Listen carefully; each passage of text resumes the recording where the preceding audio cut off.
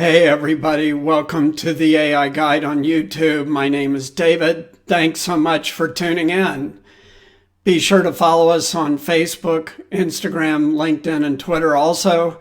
And we got a couple of resources for you. If you click the links below, the first link is my book on Amazon, The Beginner's Guide to AI, History and Current Impact on 10 Different Industries.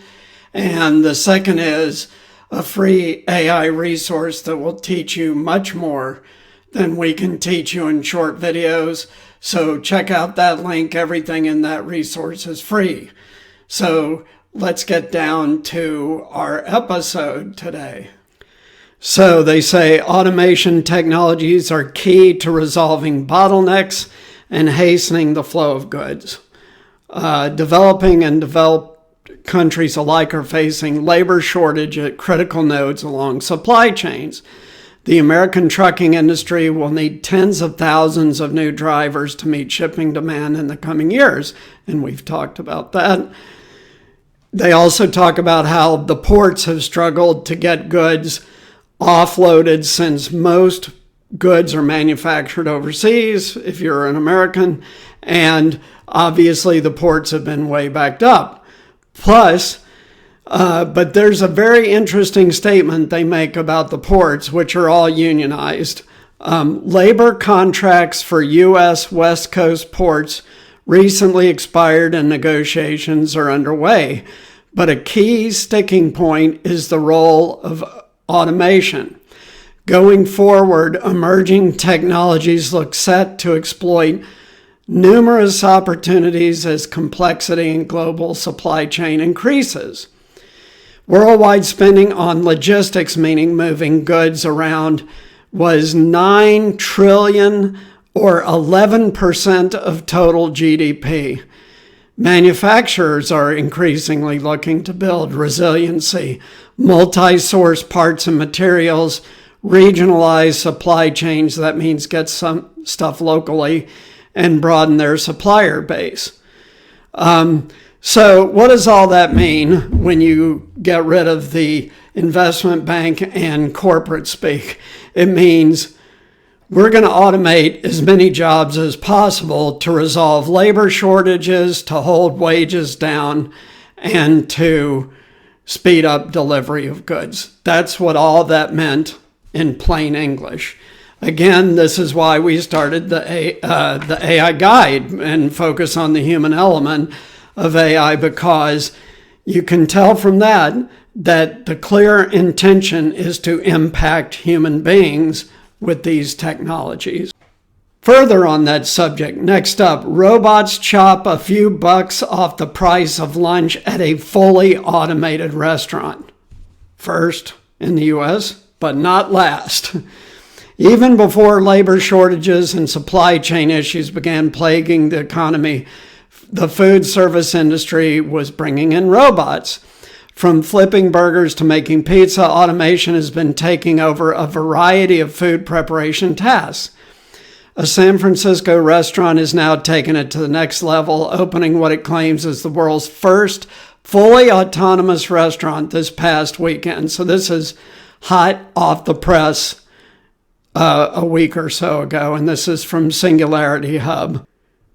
So, the restaurant is located in an outdoor food court in San Francisco's Mission Bay neighborhood. Here's how it works. Customers place orders on a touchscreen.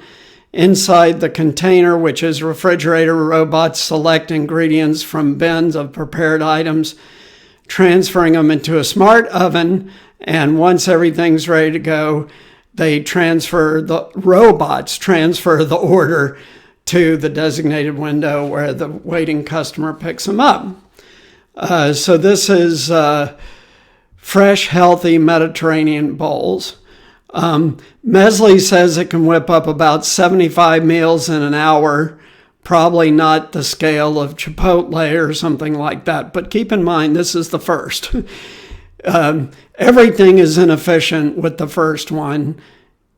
When things are repeated and scaled, that's when they get efficient. The company was started by 3 grad students at Stanford University working on the concept out of the Y Combinator Startup Accelerator at Stanford. They go on to say, to be fair, Nestle can only be called fully automated because the food there is prepared by humans in a commercial kitchen and then transferred to the robo restaurant.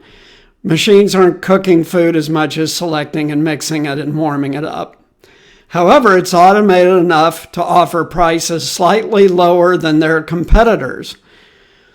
For the first few weeks of operations, Nestle will have employees on site, and it goes on from there. What does all that mean? Again, human element. This is just the start. Why are they going to automate all the fast food people out of jobs? Because robots don't get sick. Robots don't need paid holidays. Robots don't need vacation time.